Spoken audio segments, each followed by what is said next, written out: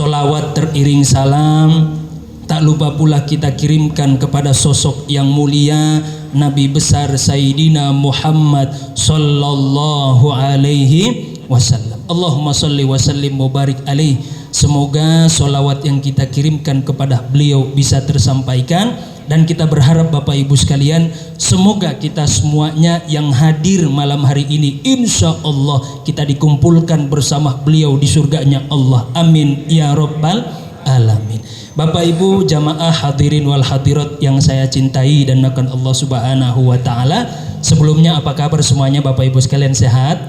Alhamdulillah. Sehat fisiknya? Alhamdulillah. Sehat pikirannya? Alhamdulillah. Sehat hatinya? Alhamdulillah. Sehat dompetnya? Ibu-ibu agak berat yang jawab ini nih. Semoga kita semuanya senantiasa diberikan kesehatan oleh Allah. Amin ya rabbal alamin. Baik Bapak Ibu sekalian, untuk mengefisienkan waktu kita malam hari ini, langsung saja sembari berharap keberkahan keridhaan dari Allah, mari sama-sama kita membuka majelis kita dengan membaca basmalah. Bismillahirrahmanirrahim. Tema kita malam hari ini Bapak Ibu sekalian, karena alhamdulillah momennya pas walaupun sudah lewat beberapa hari, kan kemarin sekitar sepekan yang lalu alhamdulillah kita sempat dipertemukan oleh Allah dengan bulan yang sangat mulia, yaitu bulan Rabiul Awal. Kenapa bulan Rabiul Awal termasuk bulan yang sangat mulia di sisi Allah? Karena di dalam bulan tersebut lahir sosok manusia yang paling mulia. Siapa beliau? Adalah Nabi Muhammad sallallahu alaihi wasallam. Maka wajar bulan Rabiul Awal termasuk bulan yang sangat mulia. Maka momen yang pas Bapak Ibu sekalian di malam hari ini, mari kita sama-sama mencoba menelusuri kembali, merefleksikan kembali terkait akhlak Nabi. Karena bagaimanapun Bapak Ibu sekalian, kalau kita ngaku sebagai umatnya, maka kita kudu meneladani akhlak Nabi.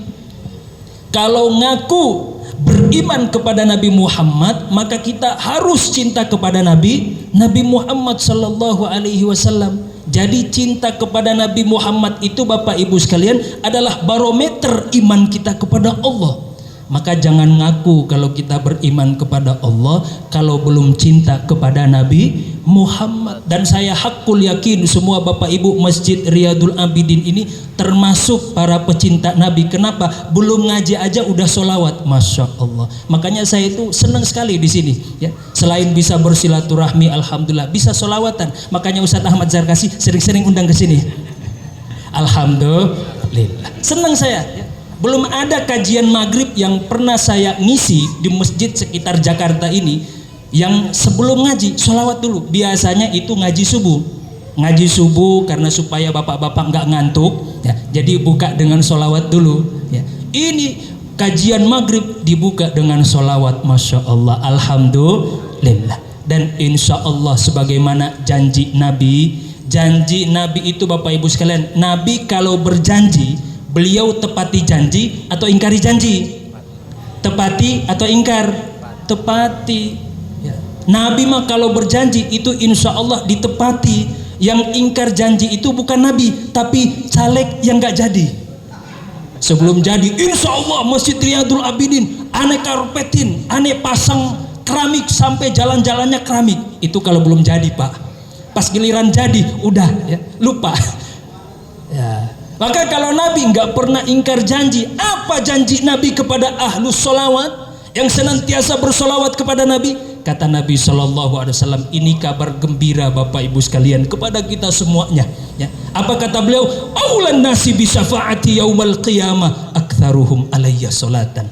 Orang yang paling berhak mendapatkan syafaatku bukan mereka yang banyak tahajudnya, bukan. Ya. Bukan mereka yang banyak baca Qur'annya, bukan. Ya. Mereka mau masuk surga dengan rahmat Allah. Tapi orang yang paling berhak mendapatkan syafaat Nabi, aulan nasi bi syafaati yaumal qiyamah aktsaruhum alayya solatan. Yang paling banyak bersolawat kepadaku. Maka semoga Bapak Ibu sekalian, solawat yang kita lantunkan malam hari ini menjadi bukti bahwa kita cinta kepada beliau sallallahu alaihi wasallam. Nah, maka Bapak Ibu sekalian, ini sudah wajib bagi kita untuk membaca kembali sirah Nabi, tapi tentu dalam versi yang ringkas. Supaya apa? Itu menumbuhkan rasa cinta kita kepada Nabi Muhammad, supaya bertambah iman kita kepada Allah. Hari ini miris Bapak Ibu sekalian, bahkan ada anak-anak kita yang bahkan gak kenal Nabi Muhammad. Ya Allah, ini sedih. Makanya mari kita baca kembali sirah Nabi, kita baca kembali, kita telusuri kembali akhlak Nabi seperti apa, kita berkenalan kembali dengan Nabi Muhammad sallallahu alaihi wasallam ya. Makanya nih bagi ibu-ibu ya, terutama ibu-ibu kalau nidurin anak cucu ya, pakai sholawat tadi tuh ya. Ya Rabbi bil Mustafa balligh maqasidana waghfir lana ma madha ya wasi'al karami. Masalahnya ada ibu-ibu, bukan ibu-ibu sini, ibu-ibu di pinggir laut sana. Ibu-ibu ya Allah nidurin anak karena dia nggak hafal sholawat, dia nggak hafal sifat 20, akhirnya nidurin anaknya teko teko teko tek. Anak ayam turun berkotek. Alih-alih anak tidur malah justru bengong nanya, emak sebenarnya saya ini anak siapa? Anak emak apa anak ayam? Ya Allah. Mari kita hidupkan nih majelis seperti ini, membahas sirah Nabi, membahas tentang akhlak Nabi, supaya apa? Supaya kita kenal sosok yang kita cintai ini. Berharap ke depan insya Allah semoga kita bisa dikumpulkan bersama Nabi Muhammad sallallahu alaihi wasallam. Jadi memperingati maulid Nabi itu perintah Allah Bapak Ibu sekalian ya. Maka setelah ini saya berharap jangan ada jamaah, terutama jamaah Masjid Riyadul Abidin yang masih mempertanyakan kenapa kita harus merayakan maulid Nabi. Berarti dia nggak ngaji malam hari ini. Kalau ngaji itu berarti dia nggak denger tuh, duduk di pojokan sambil ketiduran. Itu bahaya tuh ya. Memperingati hari kelahiran Nabi itu perintah dari Allah Bapak Ibu sekalian. Di dalam Al-Quran kata Allah apa? Wa dzakirhum bi ayyamillah. Hai Muhammad, ingatkanlah umatmu, ingatkanlah hamba-hambaku tentang apa? Tentang hari-hari Allah. Apa hari-hari Allah? Sayyidina Abdullah bin Abbas beliau menafsirkan ayat ini. Yang dimaksud dengan hari-hari Allah adalah bini'amillah, adalah nikmat-nikmat Allah. Dan nikmat yang paling besar dalam sejarah umat manusia yang pernah Allah berikan kepada umat manusia adalah lahirnya Nabi Muhammad sallallahu alaihi wasallam. Makanya ayat ini dikuatkan oleh ayat Allah yang lain. Apa itu? Wa ma arsalnaka illa rahmatan lil alamin. Tidaklah kami mengutusmu hai Muhammad melainkan menjadi rahmat, nikmat yang sangat besar untuk alam semesta. Maka kira-kira memperingati hari kelahiran Nabi Muhammad itu berpahala apa berdosa? Berpahala apa berdosa? Berpahala Bapak Ibu sekalian, bukan perkara yang bid'ah. Ini dikit-dikit bid'ah, dikit-dikit bid'ah. Muka ente yang bid'ah ya. Kalau seandainya dia mendefinisikan bid'ah itu yang tidak ada di zaman Nabi, lah iya, muka ente itu nggak ada di zaman Nabi, kan bid'ah. Bid'ah, definisi bid'ah itu bukan begitu. Mari kita rujuk pendapat para ulama kita. Apa kata Imam Syafi'i terkait definisi bid'ah? Kata beliau, bid'ah itu al-bid'atu bid'atan. Bid'ah itu ada dua. Ada bid'ah yang terpuji, ada bid'ah yang tercela. Bid'ah yang terpuji itu wa ma wafaqas sunnah fahuwa mahmud. Sesuatu yang terpuji, bid'ah yang terpuji itu adalah bid'ah yang selaras dengan perintah Allah, selaras dengan spirit Nabi Shallallahu Alaihi Wasallam. Itu terpuji, maka itu bukan bid'ah. Orang yang pertama kali merayakan kelahiran Nabi, beliau sendiri baginda Nabi Muhammad Shallallahu Alaihi Wasallam. Terus bid'ahnya dari mana? Lawang beliau sendiri memperingati kelahiran beliau kok. Disebutkan oleh Imam Al-Bukhari di dalam kitab Sahih Al-Bukhari, ketika beliau ditanya terkait puasa Senin, ya Rasulullah, ada apa dengan hari Senin itu sehingga engkau berpuasa? Apa jawab Nabi Bapak Ibu sekalian? Zaka yaumun ulidtu fihi wa unzila alayya. Hari Senin itu hari spesial. Kenapa? Karena hari Senin itu hari di mana aku dilahirkan oleh Allah ke dunia ini, dan hari Senin itu hari di mana aku diangkat oleh Allah menjadi nabi dan rasul. Makanya bapak-bapak jangan benci hari Senin, ya. Kan biasanya kalau ada kawan kita yang gedeg, semoga harimu hari Senin semuanya. Aminin, amin. Ya. Alhamdulillah. Jadi memperingati hari kelahiran Nabi bukan bid'ah, malah justru perintah dari Allah. Ada contohnya dari Nabi. Nah, jadi Bapak Ibu sekalian, maka Allah Subhanahu wa taala, Nabi yang selalu kita peringati hari kelahirannya itu adalah sosok yang sempurna dari semua aspek. Bapak Ibu mau lihat dari sisi manapun nih, ya, itu pasti sempurna. Ada orang, terutama misalnya suami bapak-bapak, suami ibu-ibu misalnya, dia ganteng tapi cuma dari sebelah kanan doang. Ya. Makanya ibu-ibu kalau mau lihat suami dari sebelah kanan aja tuh, ya, ganteng mulu. Sebelah kirinya gimana? Nabi Bapak Ibu sekalian dari semua aspek itu pasti sempurna. Makanya orang-orang Quraisy yang menolak dakwah Nabi itu bukan karena Nabi nggak benar, tapi karena kesombongan mereka lah yang kemudian mendorong mereka menolak dakwah Nabi. Dan itu terbukti Bapak Ibu sekalian. Makanya Nabi itu Bapak Ibu sekalian, kalau kita lihat dari misalnya dari aspek nasabnya, beliau Masya Allah, ya, keturunan yang paling mulia di antara orang-orang mulia. Dan orang Quraisy mengakui itu Bapak Ibu sekalian. Ada seorang sahabat yang sewaktu Nabi berdakwah di Mekah itu belum langsung beriman. Nah, kebetulan beliau ini pada saat perintah pertama kali hijrah. Jadi perintah pertama kali hijrah itu Bapak Ibu sekalian bukan ke Madinah, tapi kemana? Ada yang tahu? Ada yang tahu? Angkat tangannya. Ada hadiahnya, ya. Ada hadiahnya nih, ya. Hadiahnya lembaran umroh, ya. Selebaran doang. Umrohnya tanggung masing-masing.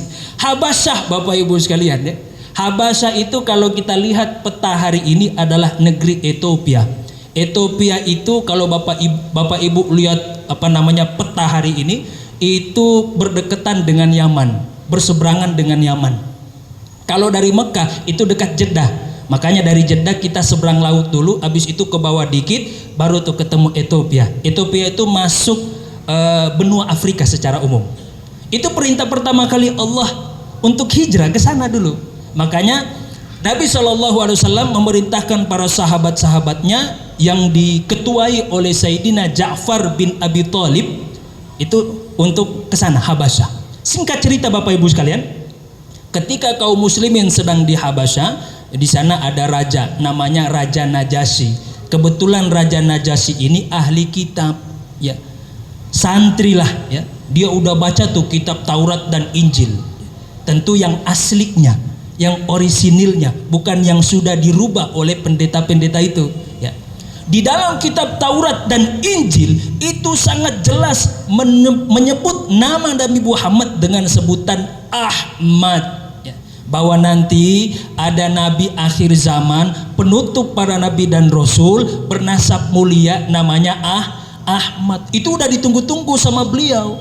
Nah, ketika kaum muslimin sedang berada di Ethiopia, datang delegasi orang-orang Quraisy untuk menjemput paksa kaum muslimin karena mereka khawatir.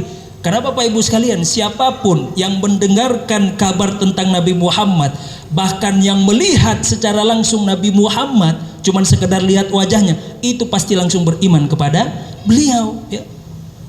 Makanya yang membuat orang-orang Quraisy itu tidak beriman kepada Nabi itu karena kesombongan. Singkat cerita, sampailah delegasi itu. Kebetulan pada saat itu yang diutus oleh orang-orang Quraisy namanya Sayyidina Amru bin As. Gini tulisannya, Amru bin As. Bapaknya Sayyidina Abdullah bin Amru bin As. Waktu dakwah Nabi di Mekah, beliau belum beriman Bapak Ibu sekalian. Beliau ini termasuk yang dihormatilah di Mekah. Sesepuh Mekah lah, ya. Sehingga mereka diutuslah ke Habasyah, ke Ethiopia. Singkat cerita, ketika mereka itu berhadapan dengan Raja Najasyi, pertanyaan Raja Najasyi kepada mereka adalah, Muhammad itu dari keluarga mana? Sayyidina Amr bin As, karena beliau mengakui bahwa Nabi itu orang mulia, beliau kemudian menjawab, wahai Tuan Raja, Muhammad ini bukan berasal dari keluarga yang, mohon maaf, yang biasa-biasa saja, bukan. Tapi beliau adalah orang yang paling mulia di antara suku-suku kami. Bayangkan Bapak Ibu sekalian, beliau saja yang pada saat itu belum beriman mengakui bahwa Nabi itu orang mulia, keturunan orang-orang mulia. Ya. Makanya mereka nggak pernah menggugat Nabi. Muhammad itu ngaku-ngaku utusan Allah. Kenapa? Untuk mencari sesuatu yang nggak dia punya. Apa itu? Penghormatan, kemuliaan. Enggak, mereka nggak pernah menggugat Nabi dari sisi nasab. Ya. Kenapa? Karena Nabi Muhammad orang yang paling mulia seantero kota Mekah pada saat itu. Makanya dikonfirmasi lagi oleh Nabi Shallallahu Alaihi Wasallam di dalam hadis yang sahih, tanpa membangga-banggakan nasab beliau, kata beliau apa? Innallaha astofa Kinanata min waladi Ismail, wastofa Quraisyan min Kinana, wastofa min Quraisyin bani Hashim, wastofani min bani Hashim. Kata Nabi, sesungguhnya Allah itu memuliakan keturunan, memuliakan Kinana. Kinana ini Bapak Ibu sekalian asal muasal terbentuknya suku Quraisy di Mekah. Dari sini nih, silsilahnya dari Kinana. Nah, Kinana ini Bapak Ibu sekalian, komunitas Kinana ini berasal dari asal usul keturunan Nabi Ismail. Dan orang-orang Quraisy itu dimuliakan karena Kinana. Dan kata Nabi, orang yang paling mulia di antara suku-suku Quraisy yang ada adalah Bani Hashim, dan aku dimuliakan oleh Allah di antara Bani Hashim. Orang mulia Pak, sehingga orang siapapun dia ketemu Nabi Muhammad, dia nggak akan pernah ingkar kepada Nabi Muhammad. Hanya kesombonganlah yang membuat orang tidak mengakui bahwa Nabi Muhammad itu adalah utusan Allah. Itu kalau dari segi nasab Pak. Bahkan nggak usah kita adu-adu nasab ya. Hari ini udah berat adu nasab Pak. Soalnya nasib kita udah berat soalnya. Jangan adu nasab lah dengan Nabi. Sekedar pemilihan nama Bapak Ibu sekalian. Jadi Nabi Muhammad itu subhanallah benar-benar dipersiapkan oleh Allah dengan sangat detail, sehingga siapapun tidak ada celah untuk mengingkari Nabi Muhammad. Bahkan dari segi pemilihan nama. Jadi Bapak Ibu sekalian, nama Nabi Muhammad ini memang betul. Nama ini pemberian dari kakek beliau Abdul Muttalib. Jadi kakek Nabi Muhammad itu Abdul Muttalib. Tapi Bapak Ibu sekalian, nama pemberian dari Abdul Muttalib ini murni ilham dari Allah. Dan itu terbukti disebutkan di dalam kitab-kitab sirah. Para ulama kita menjelaskan bahwa Abdul Muttalib ini sekitar sebelum sepekan Nabi Muhammad lahir, itu setiap hari mimpi ketemu dengan malaikat. Dan setiap hari itu malaikat menyebut, "Hei Abdul Muttalib, kamu kasih nama cucumu nanti dengan Muhammad." Itu tiap hari, bayangkan Bapak Ibu sekalian, tiap malam didatangi malaikat dan disodori nama Muhammad sampai terakhir sebelum Nabi Muhammad dilahirkan oleh Allah dalam keadaan ya agak istilahnya itu kalau dalam bahasa Arab yaqzah, antara tidur nggak tidur. Tiba-tiba beliau melihat ada sosok yang datang kemudian bercahaya menyebut nama Nabi Muhammad, sehingga apa? Beliau menamakan Nabi Muhammad dengan Muhammad. Dan itu betul-betul dipersiapkan oleh Allah, sehingga apa? Orang-orang Quraisy yang tidak beriman kepada Nabi Muhammad, yang benci kepada Nabi Muhammad, rada-rada bingung. Ya, gimana ya?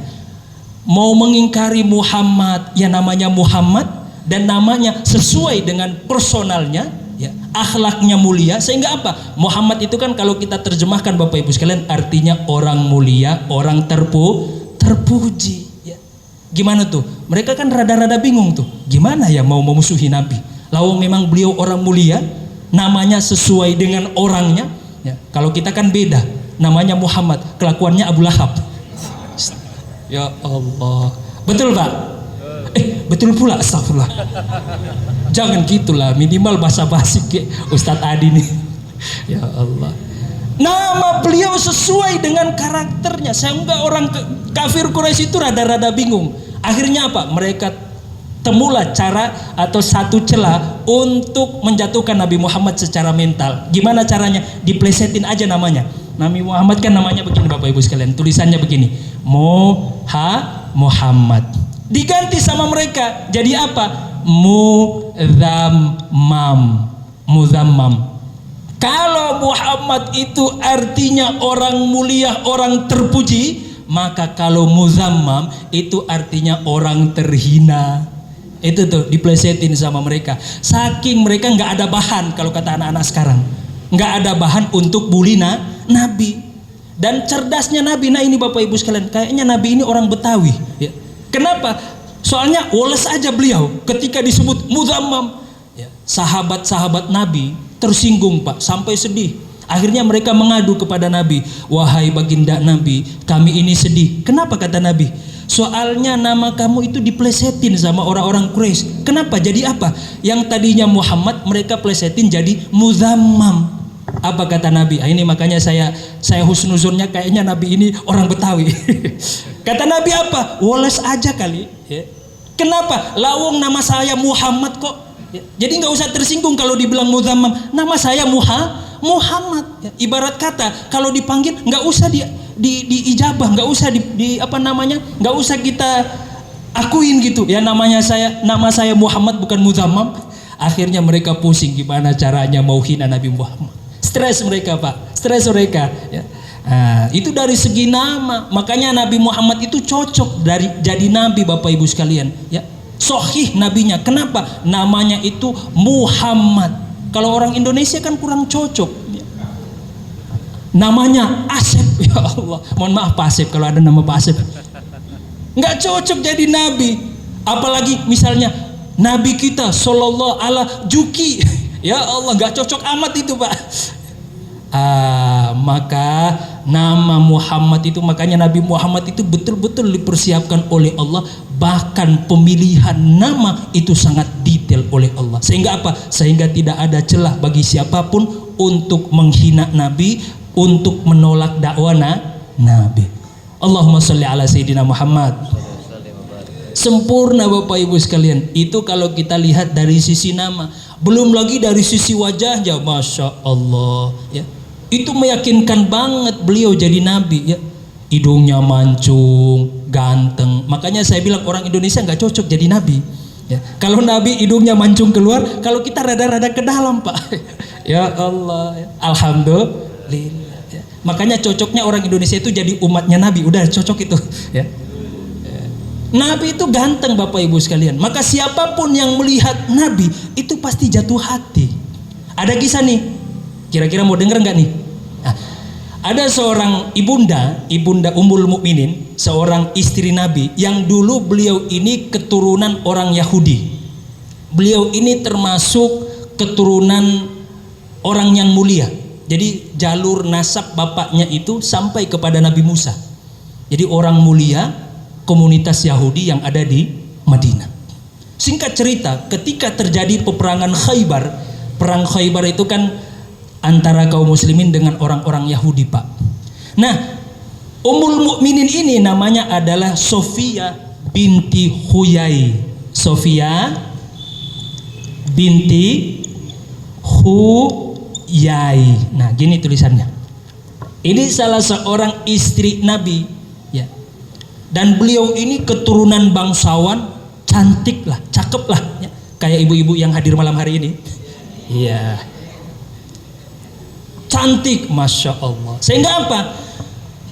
Ketika orang-orang Madinah itu tersebar bahwa Nabi itu ganteng, sehingga beliau ini penasaran, seganteng apa sih Nabi Muhammad, sehingga orang-orang kalau melihat Nabi Muhammad itu pasti senang, ya. Bawaannya itu pasti adem gitu, ya. Lihat wajah Nabi Muhammad itu pasti kepincut dah. Akhirnya apa? Penasaran lah dia. Bapaknya udah larang, kamu jangan ikut perang. Enggak apa-apa, saya mau ikut. Ya. Ikutnya bukan untuk berperang, tapi cuman pengen lihat Nabi Pak. Akhirnya singkat cerita, ternyata orang-orang Yahudi kalah pada saat itu. Nah, pada saat itu hukum yang berlaku, perempuan itu termasuk tawanan. Nah, ditawanlah. Nah, beliau ini pada saat itu, yaitu Sofia binti Huyai, itu ditawan oleh sahabat yang bernama Dihya al-Kalbi. Sahabat yang paling ganteng lah ya. Pada saat itu, sahabat yang paling ganteng. Tapi masalahnya sahabat yang lain iri. Soalnya Sofia ini beliau cantik jelita. Sehingga apa? Mereka mengadu kepada Nabi, ya Rasulullah, kami nggak ridho kalau Sofia ini jadi tawanannya Dihya al-Kalbi ya. Jadi tawanan engkau aja ya Rasulullah. Akhirnya Nabi kasih pilihan kepada Dihya, silakan kamu cari tawanan yang lain. Sofia kemudian menghadap kepada Nabi. Nah, ini bijaksananya Nabi, Bapak Ibu sekalian. Kata Nabi apa kepada Sofia binti Huyai ini? Kamu punya dua pilihan. Kamu saya pulangkan kepada bapakmu, tapi dengan syarat bayar upeti, karena pada saat itu hukumannya begitu. Atau kamu pilih jadi istriku. Kata Sofia binti Huyai, Bapak Ibu sekalian, karena beliau udah lihat, oh, ternyata betul ya, Nabi ini ganteng. Ya jadi istrimu lah, kata beliau. Ya. Ngapain saya pulang lagi kepada bapakku? Jadi istrimu aja ya Rasulullah. Coba tuh, cuman gara-gara lihat wajah Nabi, penasaran dengan kegantengan Nabi, akhirnya beriman ya. Alhamdulillah. Apalagi sisi akhlaknya luar biasa. Ini nggak ada tandingannya Bapak Ibu sekalian. Makanya wajar Nabi itu dipuji oleh Allah dengan pujian yang sangat tinggi, yang tidak pernah Allah puji kepada para nabi dan rasul sebelumnya. Apa itu? Kata Allah di dalam Al-Quran, wa innaka la'ala khuluqin azim. Muhammad, engkau akhlak engkau sangat mulia. Ini yang puji Allah, Pak.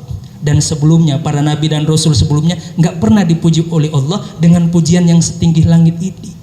Dan itu terbukti Bapak Ibu sekalian. Kita bisa lihat dari kesabaran Nabi berhadapan dengan umatnya. Mohon maaf Bapak Ibu sekalian, kalau para nabi dan rasul terdahulu, mereka itu kalau mohon maaf, kalau ditolak sama umatnya, itu langsung berdoa kepada Allah, ya Allah binasakan umatku ya Allah. Kan repot kalau begitu. Untung saya bukan nabi. Ya. Kalau saya nabi, ya Allah kalau ada bapak ibu yang nggak mendengarkan ceramah saya, binasakan ya Allah azab. Nggak begitu. Coba lihat Bapak Ibu sekalian. Disebutkan oleh Allah di dalam Al-Quran curhatan Nabi Nuh alaihissalam. Nabi Nuh alaihissalam itu Bapak Ibu sekalian, saking galaunya itu diabadikan oleh Allah, dijadikan sebagai satu surat full, surat Nuh. Di situ berisi tentang curhatan Nabi Nuh. Ya. Ketika beliau berdakwah kepada kaumnya, kata Nabi Nuh apa? Wa qala rabbi inni da'autu qaumi lailan wa nahara falam yazidhum du'ai illa firara. Ini saking kurang ngajarnya umat Nabi Nuh Bapak Ibu sekalian. Masih mendingan Bapak-bapak Masjid Riyadul Abidin, ya. Minimal mereka masih mendengarkan ceramah saya lah, ya. Kalau umatnya Nabi Nuh Bapak Ibu sekalian, ini saking kurang ngajarnya mereka. Setiap kali Nabi Nuh berdakwah kepada mereka, dan dakwah Nabi Nuh Bapak Ibu sekalian itu pagi, siang, malam, udah kayak minum obat. Tapi pengikutnya Masya Allah, bandelnya minta ampun. Kata Imam Ibnu Katsir di dalam kitab Bidayah wan Nihayah, kata beliau, menurut Bapak Ibu sekalian ini, sebelum saya lanjutkan pernyataan Imam Ibnu Katsir, kira-kira durasi dakwah Nabi Nuh kepada umatnya itu berapa tahun? 10 tahun? 20 tahun, 30 tahun, 50 tahun, berapa tahun? Kira-kira 50 tahun. Bapak-bapak berapa? Angkanya berapa? 200 tahun.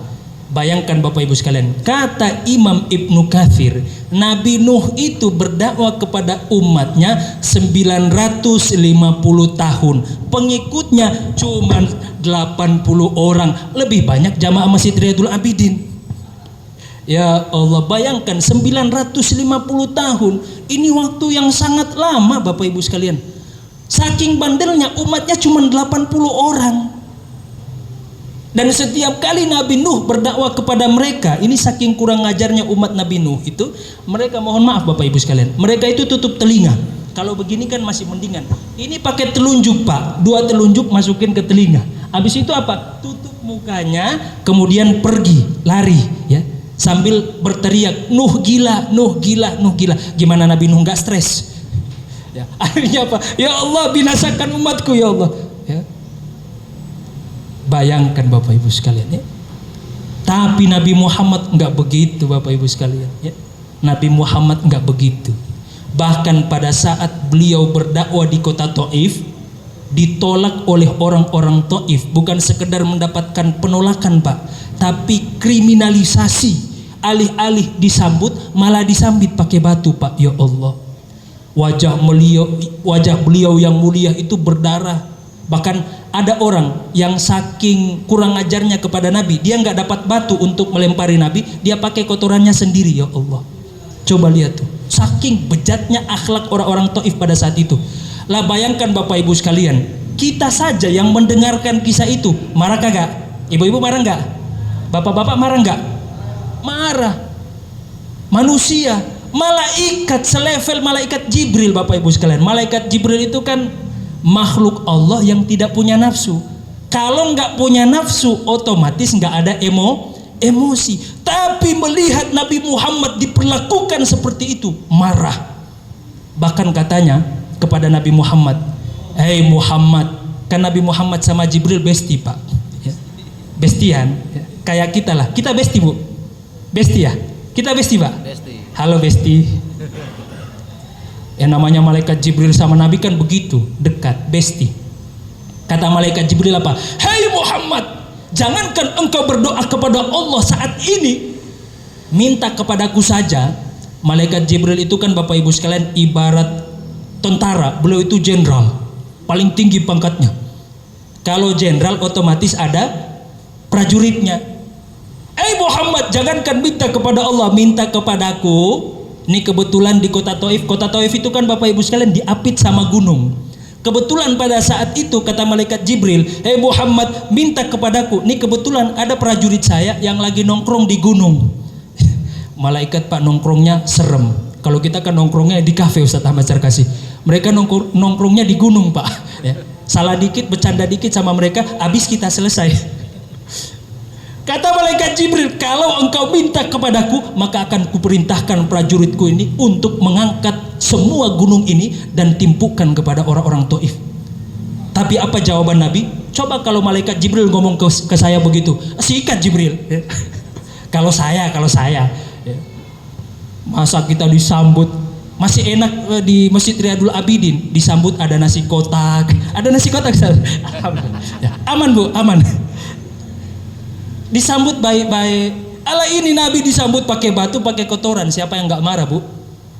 Akhirnya apa? Kata Nabi, coba lihat ini. Akhlak Nabi luar biasa Bapak Ibu sekalian. Apa kata Nabi? "La ya Jibril, bal arju an yukhrijallahu min aslabihim man ya'budullah wa la yusriku bihi syai'a." Jangan Jibril, ya. Bahkan aku berharap nanti keturunan mereka insya Allah pasti ada yang menyembah Allah. Lah malaikat Jibril marah. Muhammad, logikanya nggak begitu. Kalau ayah kampret, anak kalong. Kalau ayah nyopet, anak logikanya kan begitu. Betul Pak? Betul pula. Marah malaikat Jibril, nggak begitu. Enggak. Berdoalah Nabi Muhammad SAW. Ya Allah, berdoa Nabi Muhammad, "Allahumma gfir qaumi," ampuni umatku ya Allah, fa innahum la ya'lamun, karena mereka nggak tahu posisi saya ya Allah. Coba lihat akhlak Nabi Bapak Ibu sekalian. Maka wajar beliau kemudian disebut wa innaka la'ala khuluqin azim. Nabi itu akhlaknya mulia, luar biasa Bapak Ibu sekalian. Berkat kesabaran beliau lah alhamdulillah kita bisa beriman kepada Allah. Alhamdulillah. Makanya sudah pantas Bapak Ibu sekalian kita bersolawat kepada Nabi Muhammad sebagai ungkapan rasa syukur kita dan juga rasa terima kasih kita kepada beliau Sallallahu Alaihi Wasallam. Lanjut nggak nih? Lanjut Bu. Soalnya dari tadi udah lihat jam bukan lihat ke saya. Lanjut Ustaz Ahmad Sarkasi. Ya, tolong diingetin ya. Baik. Maka wajar kata Allah kepada Nabi Muhammad, "Laqad kana lakum fi Rasulillahi uswatun hasanah." Di dalam diri Nabi Muhammad itu ada uswah, ada keteladanan Bapak Ibu sekalian. Ya. Maka wajar kita diperintahkan oleh Allah untuk mengikuti Nabi Muhammad, untuk meneladani Nabi Muhammad. Nyambung, manusia nyuruh mengikuti manusia, nyambung kagak? Nyambung. Yang nggak nyambung itu kalau manusia disuruh ngikut malaikat, itu nggak nyambung. Ya. Mohon maaf Bapak Ibu sekalian, malaikat itu salah satu kesenangannya dia itu betah berlama-lama duduk beribadah kepada Allah. Itu dia betah begitu tuh. Dari subuh sampai isya itu dijabanin sama dia. Makanya saya curiga kalau ada bapak-bapak yang di masjid dari subuh sampai isya, saya curiga. Jangan-jangan malaikat yang sedang menyerupai manusia atau habis berantem sama bini di rumah. Ngungsi. Ya Allah. Nggak bisa kita manusia berlama-lama begitu, Pak. Makanya nggak nyambung kalau manusia disuruh ngikut malaikat. Makanya disebutkan oleh Nabi di dalam hadis yang sahih, malaikat itu saking demennya ibadah kepada Allah, saking betahnya berlama-lama ibadah kepada Allah, ada malaikat itu dari pertama kali dia diciptakan oleh Allah sujud aja sampai kiamat. Ada yang ruku aja sampai kiamat. Ada yang bersedekap aja sampai hari kiamat. Lah tadi ada bapak-bapak, Ustadz Ahmad Zarkasi baru baca rakaat pertama agak panjangan dikit, udah ada yang batuk-batuk di belakang saya. Saya nggak tahu itu batuk karena memang lagi batuk musim flu atau batuk-batuk ingetin Ustadz Ahmad Zarkasi, jangan lama-lama udah pegel kaki. Ya Allah, alhamdulillah. Nggak bisa Pak, nggak nyambung. Ya. Malaikat rada-rada budek sama duit, lah kita senang duit, senang nggak apa-apa, asalkan jangan cinta. Makanya jamaah di depan saya ini wajah-wajah sendu semuanya, seneng duit. Wajar, manusia. Makanya nggak nyambung kalau manusia disuruh ngikut malaikat. Makanya Allah itu Tuhan yang maha bijaksana. Kenapa? Kita diperintahkan manusia ngikut manusia. Nyambung nggak? Nyambung. Makanya Bapak Ibu sekalian, bagi kita yang betul-betul beriman kepada Allah, bagi kita yang betul-betul cinta kepada Allah, maka satu-satunya jalan kita untuk mengekspresikan cinta dan iman kita kepada Allah, ikut Nabi. Kalau ada yang ngaku cinta kepada Allah tapi mengingkari Nabi, mohon maaf, cinta palsu. Ya. Nggak bisa. Jalan satu-satunya itu harus cinta kepada Nabi. Makanya ada tuh kelompok yang mohon maaf itu bahkan sampai disesatkan oleh MUI. Itu viral di tahun 2006 lah dulu, sampai kelompok mereka itu namanya Ingkarus Sunnah. Saya nggak tahu apakah masih eksis sampai sekarang. Mereka itu beriman ya, kepada Allah, ngajinya ngaji tafsir. Makanya dulu saya kalau masjid itu ngajinya cuma tafsir, saya curiga jangan-jangan kelompok Ingkarus Sunnah ya. Ngajinya cuma tafsir mulu, dia nggak ada kutip-kutip hadis. Kenapa? Karena mereka nggak beriman kepada Nabi, mereka benci kepada Nabi. Nah, ini nggak bisa orang seperti ini sampai kepada Allah. Lawong satu-satunya jalan untuk sampai kepada Allah adalah mengikuti Nabi. Makanya ada seorang ulama namanya Sahal At-Tustari. Beliau pernah ditanya, wahai Tuan Guru, kira-kira tanda kita ini kalau sudah cinta kepada Allah dan Allah cinta kepada kita, kira-kira tandanya apa? Kata beliau sederhana. Allah kalau cinta kepada hambanya, maka kata beliau, wa min alamati hubbillah hubbul Quran. Allah kalau cinta kepada hambanya, maka Allah akan buat hamba itu cinta kepada Al-Quran.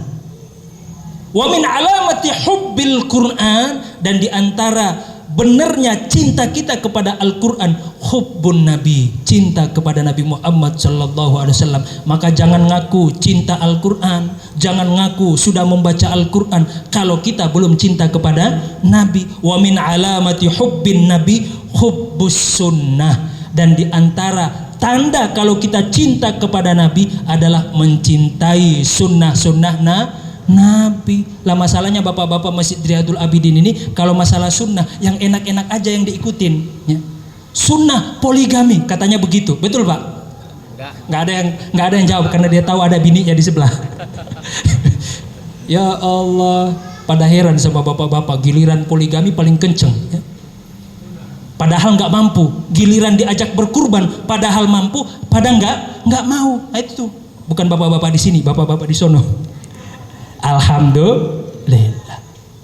Memang betul Nabi Muhammad adalah manusia dan kita sesama manusia diperintahkan untuk mengikuti Nabi. Tapi ingat Bapak Ibu sekalian, walaupun Nabi Muhammad adalah manusia, tapi beliau basyarun lakal basyar.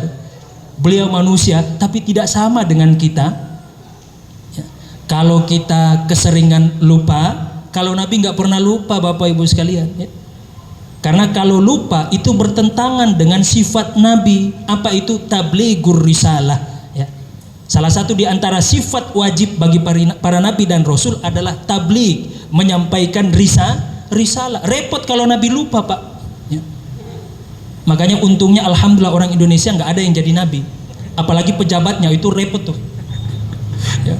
Lupa mulu, Pak. Alhamdulillah. Maka Nabi nggak boleh lupa. Makanya Bapak Ibu sekalian, Nabi itu nggak pernah lupa.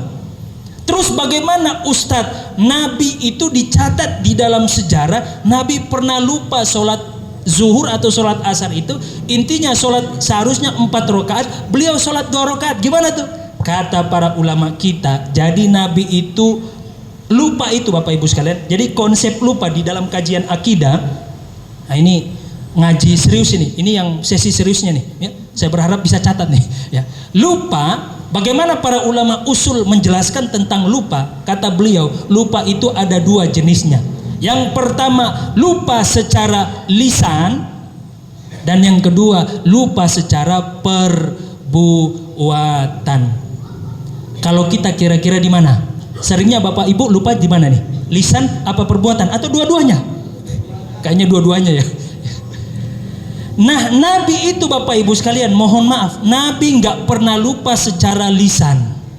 Karena ini bertentangan dengan sifat wajib beliau, tablighur risalah. Nggak boleh Nabi dan Rasul lupa secara lisan.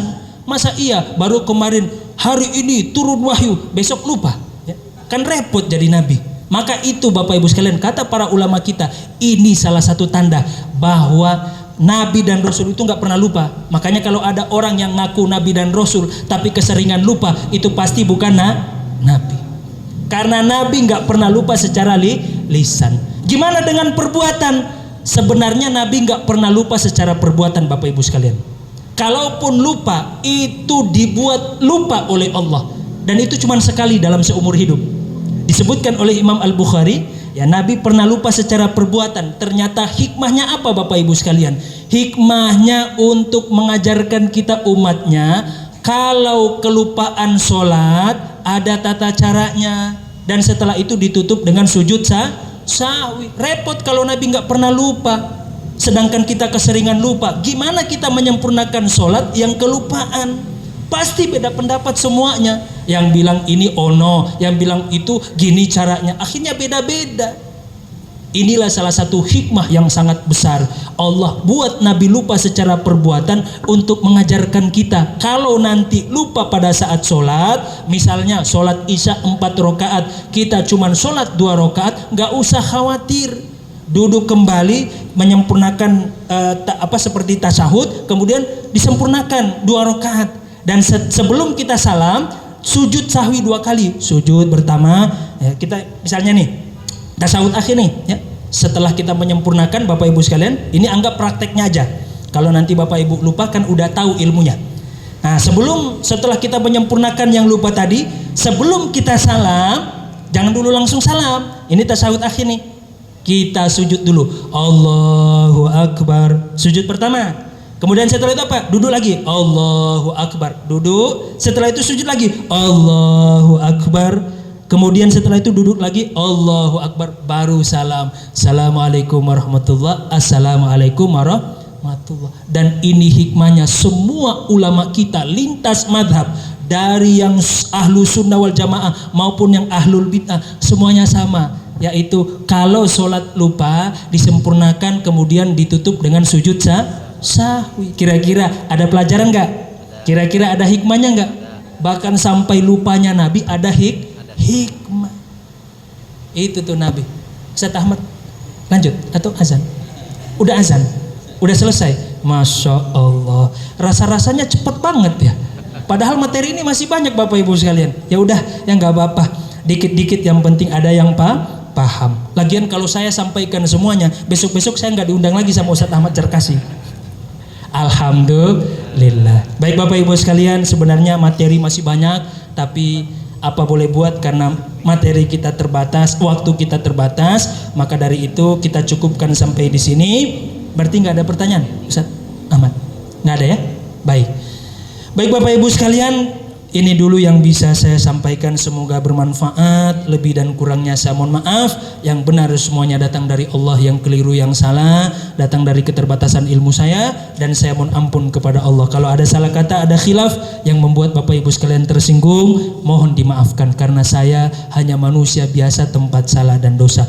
Dan sebelum kita akhiri Bapak Ibu sekalian, ini ada titipan dari Ustadz Ahmad bahwa mohon Al-Fatihah dan doa kesembuhan untuk jamaah yang sedang kurang sehat, dan juga secara khusus kepada Ibu Haja Wiwi Larasti binti Haji Sarjono yang sedang dirawat di rumah sakit. Mari Bapak Ibu sekalian, kita angkat tangan kita membaca suratul Fatihah. Kita niatkan Al-Fatihah ini untuk diri kita, orang tua kita, orang-orang yang kita cintai, orang-orang yang kita sayangi, kepada seluruh kaum muslimin dan muslimat, terkhusus kepada seluruh jamaah Masjid Riyadul Abidin, kepada pengurusnya, kepada para donatur, para muhsinin yang senantiasa mensupport kegiatan masjid kita.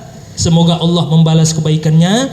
Dan secara khusus kita niatkan kepada Ibu Haja Wiwi Larasti binti Haji Sarjono, dan juga kepada jamaah Bapak Ibu sekalian Masjid Riyadul Abidin yang sedang sakit. Semoga dengan Al-Fatihah ini Allah sembuhkan sakitnya, Allah angkat sakitnya, Allah jadikan sakitnya sebagai penggugur dosa-dosanya.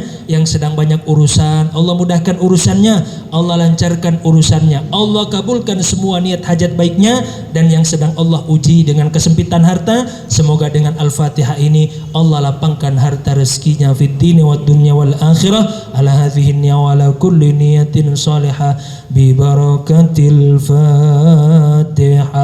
A'udzu billahi minasy syaithanir rajim. Bismillahirrahmanirrahim. Alhamdulillahi rabbil alamin arrahmanir rahim maliki yaumiddin. Iyyaka na'budu wa iyyaka nasta'in. Ihdinas siratal mustaqim. Siratal ladzina an'amta 'alaihim ghairil maghdubi 'alaihim waladdallin. Amin. Sehat selalu Bapak Ibu sekalian, panjang umur, berkah selalu. Semoga kita diberikan kesempatan umur panjang dan keistiqomahan dari Allah Subhanahu wa taala. Barakallahu fikum. Akhirul kalam wallahul muwaffiq ila aqwamit thoriq. Assalamualaikum warahmatullahi wabarakatuh.